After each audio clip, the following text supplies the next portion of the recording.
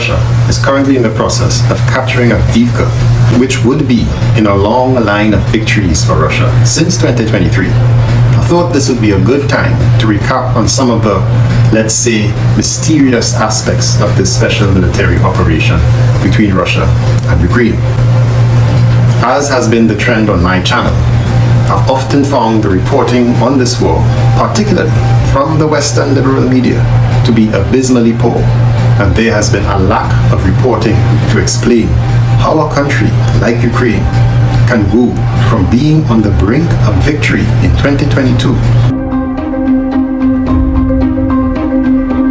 to, as the Telegraph put it in an article, facing a devastating defeat by the end of summer 2023, just 1 year later.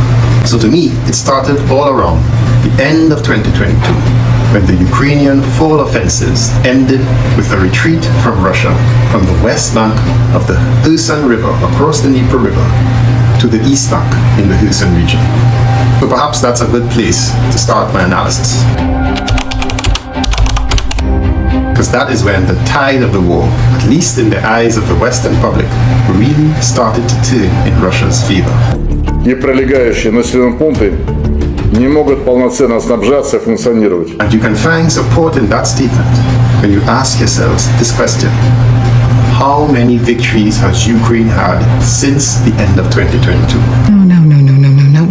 The answer is 0, not 1.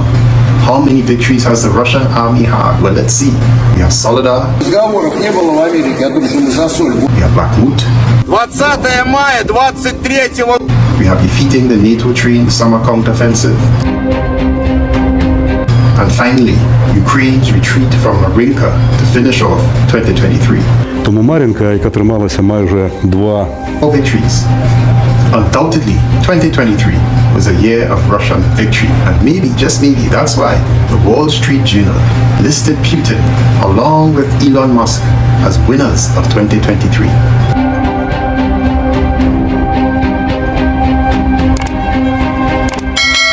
On Friday, the 11th of November of 2022, Russia's military announced the withdrawal of its troops across the Dnieper to the east bank, that it was completed. В этом направлении сегодня в 5 часов утра по московскому времени завершена переброска подразделений российских войск на левый берег реки Днепр. Now, what is mind-blowing to me is the fact that only just 2 days before, that is, on the Wednesday, the 9th of November, Sergei Shoigu, the Russian defense minister, announced the supposed beginning of the withdrawal of Russian troops from the West Bank.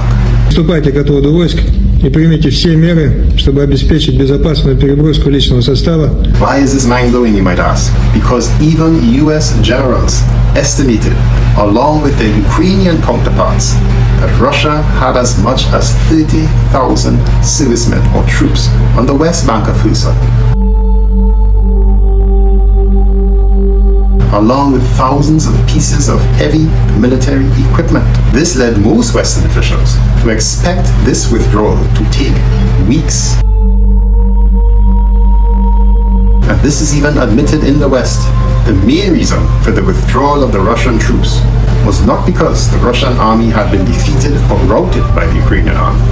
But it wasn't quite the military victory that everybody thought it was going to be, that the Russian forces were totally destroyed. They weren't destroyed, they just moved. In fact, much to the contrary, Washington Post had put out an article in September of 2022 when the Kherson counteroffensive began, and it reported, based on Ukrainian soldiers, that the Russians were killing Ukrainians at a rate of 5 to 1 on the West Bank before they retreated.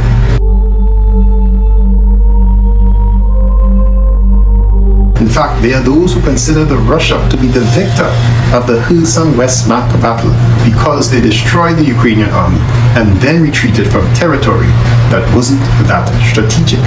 One strategic victory on the Russian side, one strategic victory on the Ukrainian side. The Russians decided to move south of that Dnieper River.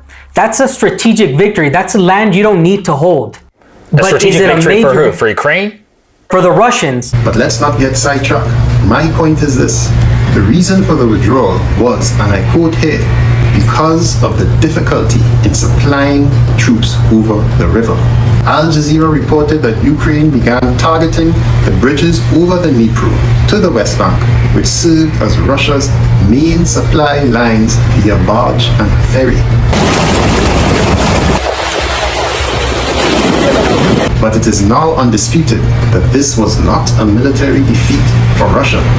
Their army was never destroyed. Retreating from Kherson yes. is a victory so let me, for Russia? I'm going to tell you a different example. So it's a victory, strategic victory for the Russians because it could have been a strategical failure by being surrounded and captured on the wrong side of the river. You have to think about it in a way, they could have lost a lot of men or they could have lost a lot of land. Now, that city right now is basically uninhabitable. Why? Because it sits right in the center of artillery and air superiority that's on the Russian side. That's a strategic victory. Not losing men and later using them is a victory militarily. But all of that is just merely context for my real point. The real mystery to me is how was Russia able to conduct such a massive withdrawal under supposed fire, moving some 30,000 men and perhaps 5,000 pieces of military equipment over a damaged bridge in just 2 days. The Defense Ministry states it's being done to avoid potential unnecessary losses among Russian forces amid the danger that Ukrainian forces could destroy a critical local dam and the devastation that would lead to. And to do it largely unhindered.